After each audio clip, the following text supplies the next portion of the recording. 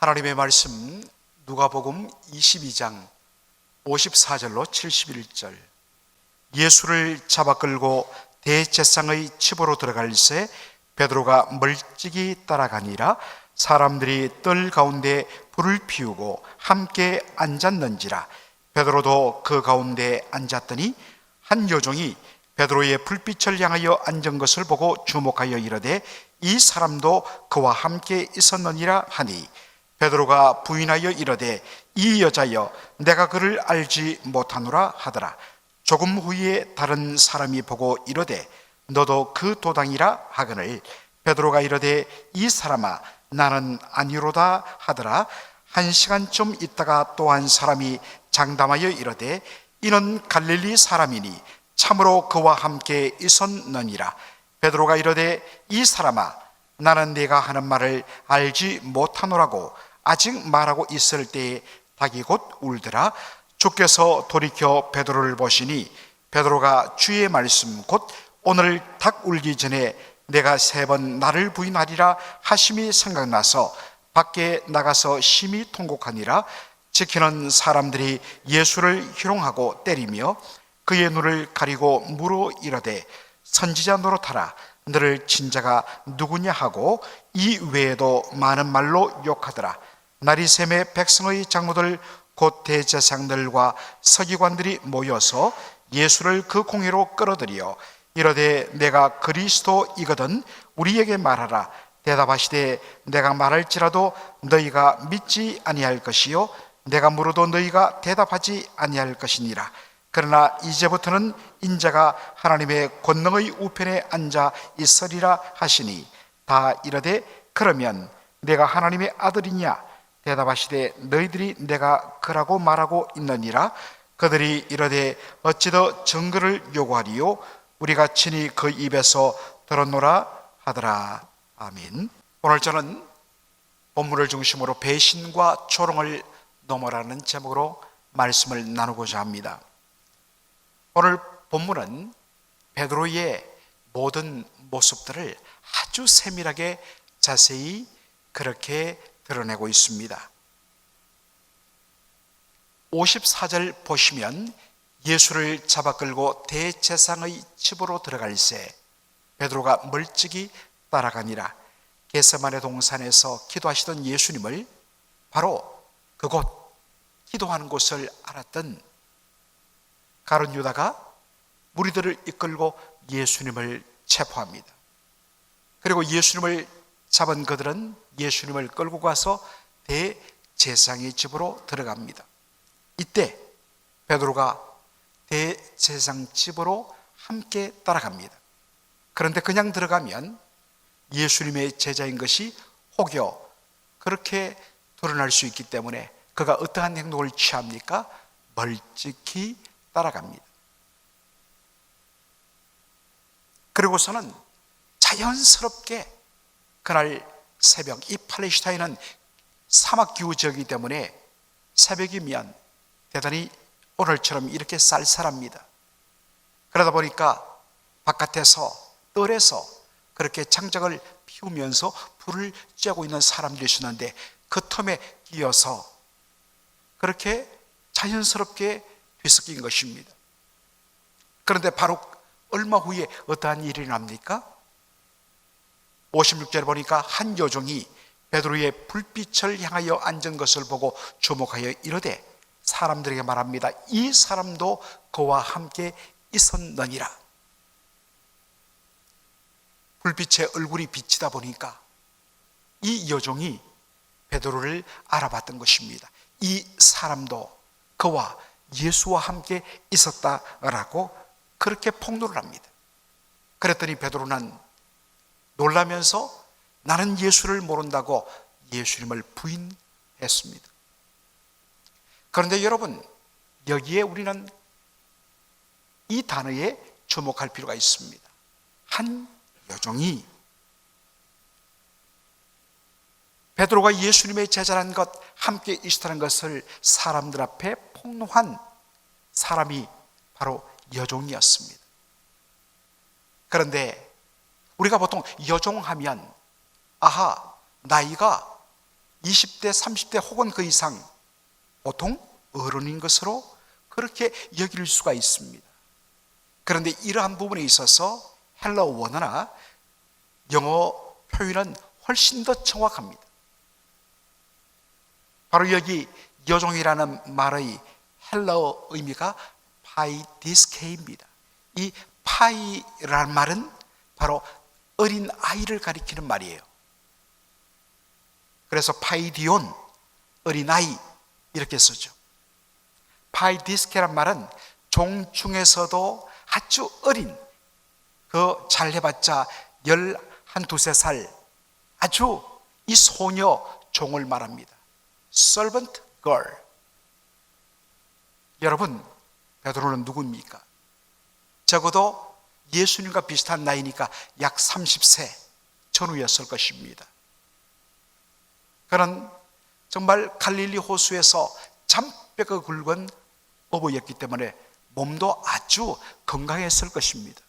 그 건강한 베드로, 더군다나 바로 그 직전에 최후의 만찬자리에서 제가 주와 함께 죽을지언정 절대로 예수님을 부인하지 않겠습니다, 버리지 않겠습니다 라고 호언장담했던 사람이 베드로였습니다. 그런데 이 어린 여종, 그의 말 앞에서 덜컥 겁이 나서 예수를 모른다고 부인하는 이 베드로의 모습들, 여러분, 우리의 결심과 우리의 결단이 이렇게 약합니다. 쉽게 무너집니다.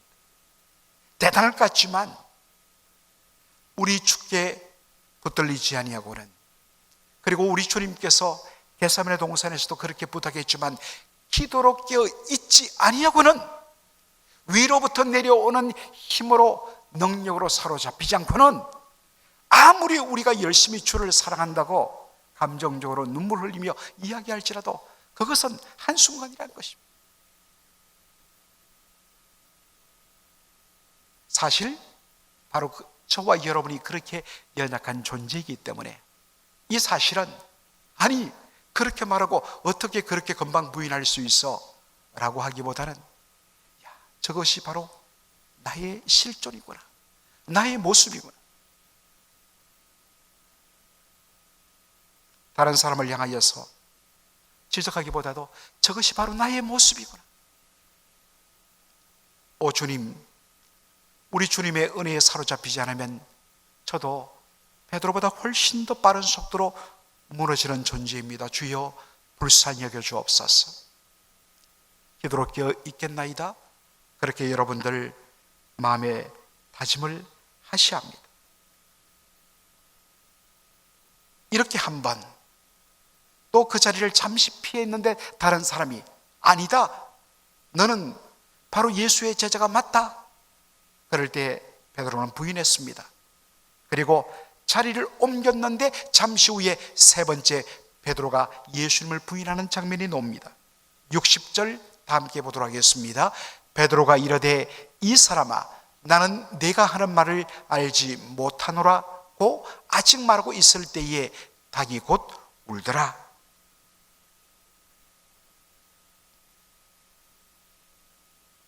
세 번째 다윗이 베드로가 예수님을 모른다고 부인할 때 닭이 울었습니다. 바로 그 순간 베드로는 예수님이 최후의 만찬자리에서 하셨던 말씀을 떠올립니다. 뭐라고 예수님 말씀하셨습니까? 베드로야, 내가 네게 말하노니 오늘 밤 닭 울기 전에 내가 세 번 나를 모른다고 부인하리라. 바로 그 말씀이 생각나서 닭 울음소리에 베드로가 밖에 나가서 통곡했다라고 오늘 본문은 보여주고 있습니다. 그런데 여러분, 우리가 마태, 마가, 누가복음 그리고 요한복음까지 우리가 이러한 사건이 함께 기록되어 있기 때문에 비교하여서 말씀을 보면 본문의 내용이 훨씬 더 자세하게 드러납니다. 같은 사건을 기록한 마가복음 14장 30절 보면 예수님께서 보다 구체적으로 말씀한 내용이 나옵니다. 예수께서 이르시되 베드로야 내게 이르노니 오늘 이 밤 닭이 몇 번 울기 전에? 2번 울기 전에 내가 나를 3번 부인하리라 라고 말씀하십니다. 예수님 구체적으로 닭이 2번 울기 전에 라고 말씀하십니다. 흥미로운 점은 닭이 첫 번째 운 시점입니다. 그것이 마가복음 14장 68절에 나옵니다. 한번 읽어보죠. 베드로가 부인하여 이르되 나는 내가 말하는 것이 무엇인지 알지도 못하고 깨닫지도 못하겠노라 하며 앞들로 나갈새. 여기에는 닭이 울었다는 말이 없는데요. 자, 여러분 성경을 읽을 때 주의해서 봐야 됩니다. 특별히 성경에 달린 풋노트를 여러분 항상 보셔야 됩니다. 거기 보면 앞들로 나갈새라고 하고서 여러분의 성경에 바로 풋노트 각주 1번이 붙어 있습니다. 그런데 그 아래쪽에 보면 그 풋노트 1번이 어떻게 되어 있느냐, 이렇게 되어 있습니다. 어떤 사본에는 처음 마가가 성령의 감동으로 기록한 원본은 하나입니다. 그런데 이 원본을 가지고 또 옆에 있던 사람이 베끼고 또 베낀 것을 다른 사람이 베끼다 보니까 이것을 필사본이라고 그러죠. 사본이라고 그럽니다. 베낄 사자, 매뉴스크립트. 여러분 성경을 필사해 보셨지만 어떻던가요? 정성을 다하여서 내가 기록하지만 어느 사이에 갑자기 엉뚱한 단어 하나가 튀어나오는 것을 발견합니다. 그러면 또 지우기도 하고 그렇죠. 바로 수많은 사본 중에서 어떤 사본에는 마가복음 14장 68절 끝에 앞돌로 갈새라는 말, 이 끝에 무슨 표현이 나오느냐? 무슨 표현이 나온다고요? 마침 닭이 울더라. 닭이 첫 번째 울었다는 것입니다.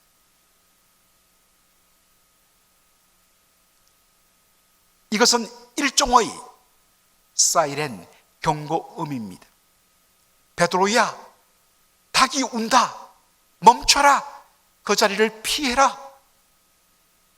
그런데 첫 번째 닭 울음소리를 듣고 베드로는 정신 번쩍 차리고, 아, 내가 여기 있으면 나는 또 부인하고 또 부인할 수밖에 없어. 그래서 그 자리를 떠나야 마땅히 했습니다. 그런데 어떠했습니까? 계속 그 불빛 떠나지 못하고 이쪽으로 한번 저쪽으로 한번 계속 그 자리에 머무르는 것입니다. 결국 그러는 사이에 2번, 그리고 마침내 3번째 예수님을 부인한 것입니다. 사랑하는 성도 여러분, 지금 우리 주님께서 말씀을 통하여 그리고 여러분의 삶의 여러 가지 상황들을 통하여 하나님이 지금 여러분에게 들려주시는 닭 울음소리 듣지 못하고 계십니까? 주일날 주의 종의 입술을 통하여 하나님이 말씀하시는데 거듭 사이렌 소리가 울리고 닭 울음소리가 들리는데 여러분 아직도 못 듣고 계십니까?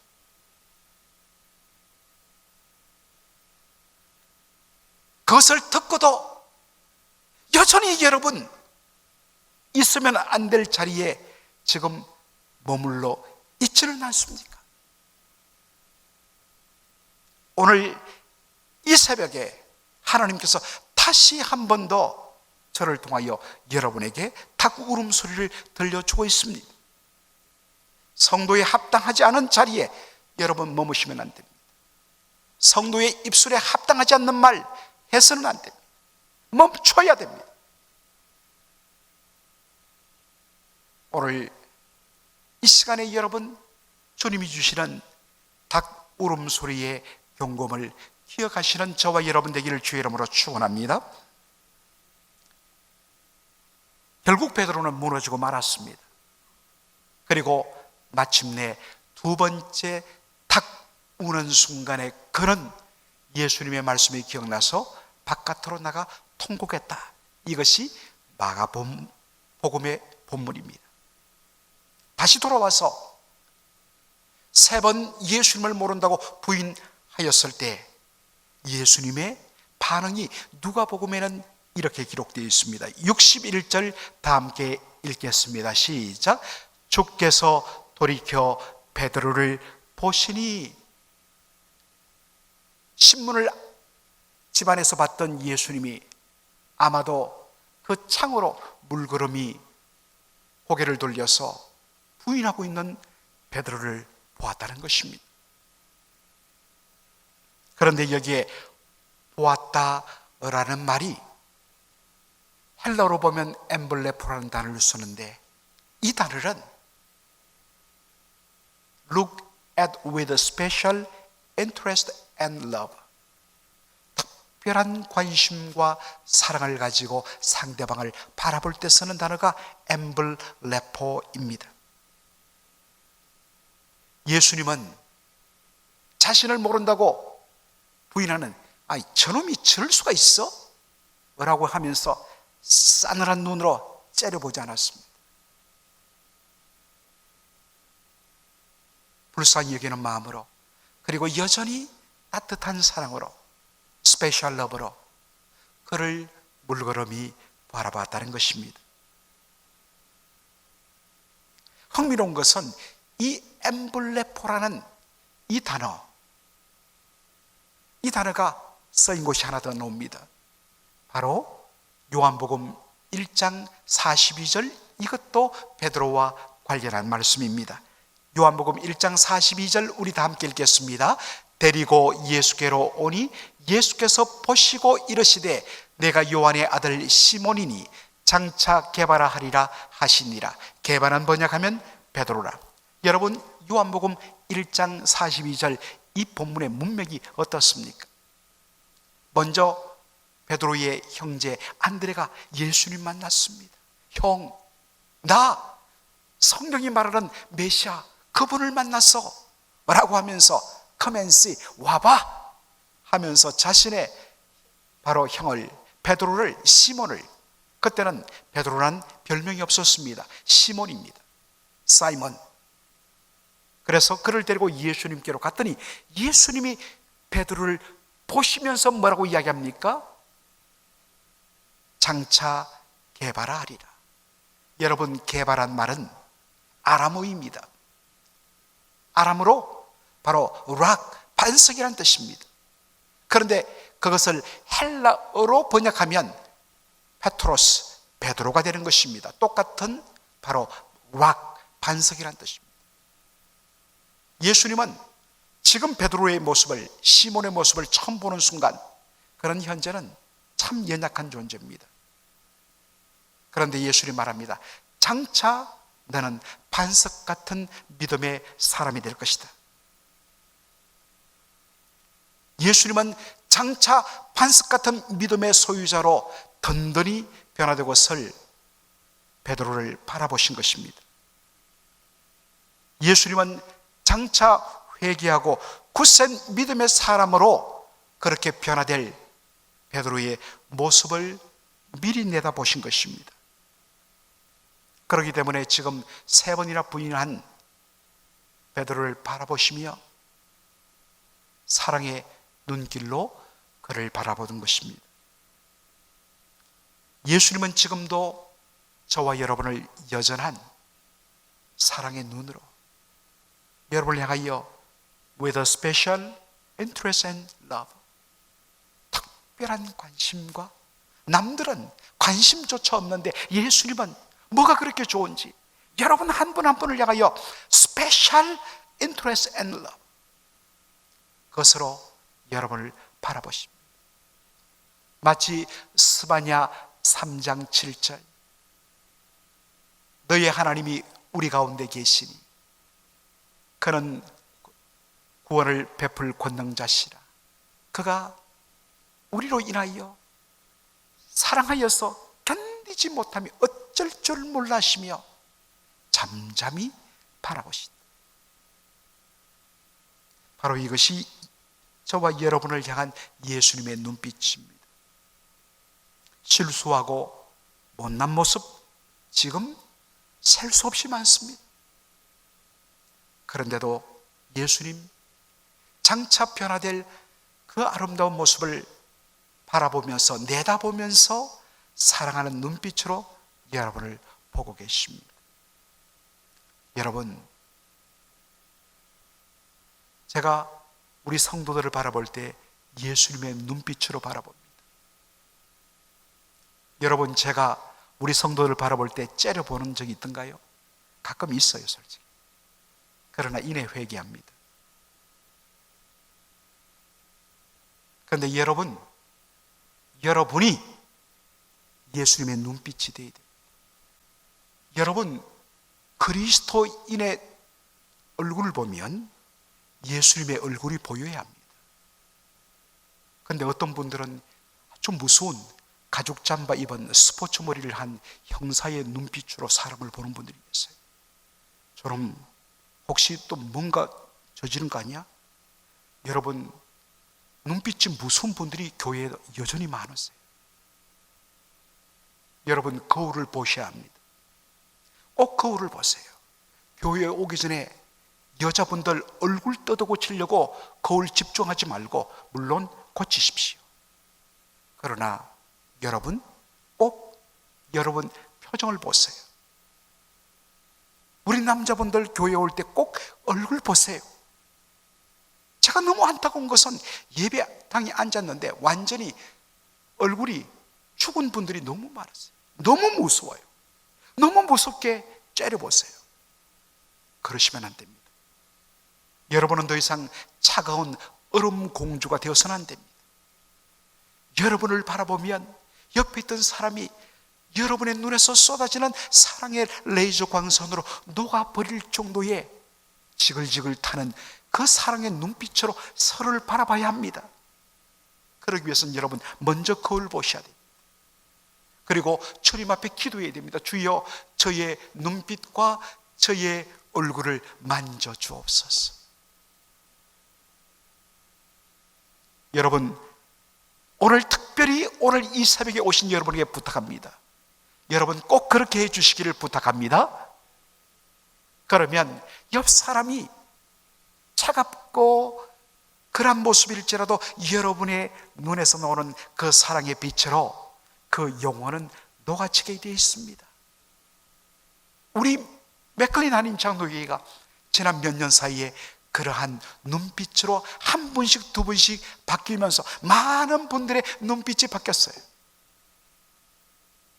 이렇게 이야기하는데도 아직도 무서운 눈빛을 하고 계시는 분들이 계시는데 풀어주시기 바랍니다. 꼭 그렇게 해주시기를 주의 이름으로 부탁드립니다. 예수님을 지키던 자들, 그들이 예수님에게 이제 마지막 포인트입니다. 아주 못된 짓을 하죠. 63절로 65절 다 함께 읽도록 하겠습니다. 지키는 사람들이 예수를 희롱하고 때리며 그의 눈을 가리고 물어 이르되 선지자 노릇하라, 너를 친 자가 누구냐 하고 이 외에도 많은 말로 욕하더라. 그들은 예수님의 눈을 수건 같은 걸로 가리고서는 예수님을 때립니다. 그러면서 뭐라고 조롱하느냐? 너는 선지자가 아니냐? 선지란 것은 특별한 어떠한 능력, 예지력, 보지 않고도 어떤 것을 느낄 수 있는 능력을 가진 자로 당시 사람들은 알았습니다. 너는 선지자가 아니냐? 지금 너를 때린 자가 누구인지 한번 알아맞혀 와라. 그 외에도 수많은 말로 예수님을 모욕했다 했습니다. 분명히 예수님, 사람들이 알려주지 않고서도 예수님 모든 것을 아시는 분이라고 요한복음 2장에 말씀했습니다. 만일 여러분이 그와 같은 예지의 능력, 투시의 능력을 가졌다면, 여러분 저 같으면 지금 나한테 꿀밤을 때린 너 아무개지? 한번 깜짝 놀라게 만들면서 3일 후에 너희놈 보자. 내가 반드시 찾아간다. 밤길 조심해라 이놈아. 어디서 많이 들었던 이야기죠? 그런데 예수님 침묵하셨습니다. 얼마나 듣기 힘든 모욕적인 말이 쏟아졌는데도 예수님 참으셨습니다. 여러분, 예수님께서 이런 시험에 넘어지지 않았던 것은 오직 하나, 그가 겟세마네 동산에서 기도로 깨어 있었기 때문입니다. 사탄은 오늘도 우리에게 말합니다. 너 억울하지 않아? 갚아야지. 갚을 때는 꼭 하나가 아니라 상대방이 내 이빨 하나를 부러뜨리면 나는 그 입에 강냉이를 다 털어버리는, 그러고도 직성이 풀리지 않아서 상대방의 다리를 똥강 부러뜨려야지 직성이 풀리는, 사탄은 자꾸만 우리에게 그런 보복의 충동을 합니다. 여러분, 그때 그 유혹 속에서 저와 여러분이 바라봐야 보는 예수님이십니다. 예수님은 어떻게 하셨는가? 그분은 일절 위협지 아니하시고 함께 대적하지 아니하시고 그분의 모든 억울함과 원통함을 공의로 심판하시는 아버지 하나님께로 다 맡기셨습니다. 참 어렵죠. 여러분, 더 이상 우린 예수님이 아니잖아요. 맞습니다. 그러나 우리는 예수님을 따라오도록 부름받은 예수님의 제자입니다. 흉내를 내야 합니다. 닮아야 합니다. 예수님 바라봐야 합니다. 이럴 때 예수님이라면 어떻게 쓸까? What would Jesus do? 오늘도 예수님 바라보며 예수님이라면 이럴 때 어떻게 쓸까? 그렇게 우리 주님을 바라보고 따라가는 저와 여러분의 삶이 되기를 주의 이름으로 축원합니다. 아멘. 이 시간에 우리가 침묵 기도를 하겠습니다. 피아노 반주를 좀 해주시고요. 여러분, 한번 눈을 감아 주시기 바랍니다. 여러분, 하나님께서 지금 여러분에게 들려주시는 첫 번째 닭 울음소리가 무엇입니까?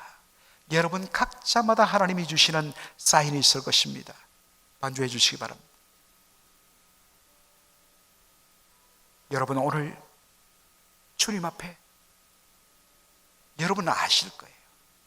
지금 여러분의 마음속에 울리는 그 닭 울음소리, 여러분 그 자리를 떠나야 합니다.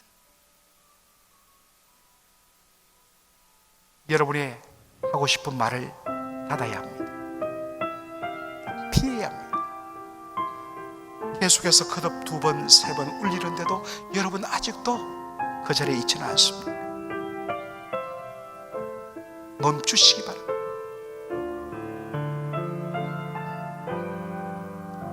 또 하나, 여러분, 오 주님, 예수님의 눈빛을 저도 가지게 하여 주옵소서. 여러분, 너무나 싸늘하고 차가운 눈빛으로 상대방을 향하여서 레이저 광선을 쏘지 않습니까? 여전히 사랑스러운 따뜻한 오 주님, 주님의 눈빛, 주님의 미소, 주님의 얼굴 담게 하여 주옵소서. 마지막 3번째, 사탄은 지금 여러분을 가만히 두면 안 돼. 2배로 3배로 억울한 것 갚아 라고 여러분 충동하지 않습니까? 예수님 바라보시기 바랍니다. 이럴 때 예수님이라면 어떻게 했을까? What would Jesus do? 여러분, 지금 여러분 마음속에 있는 그러한 유혹들 우리 주님 앞에 내려놓고 십자가에 못 박기 바랍니다. 여러분, 정말 진지하게 여러분 기도하시기 바랍니다. 2분간 우리 침묵하며 이 말씀을 가지고, 이 기도 제목을 가지고 주님 앞에 속으로 여러분들 하나님 앞에 몸부림치는 저와 여러분 되기를 원합니다. 기도하겠습니다.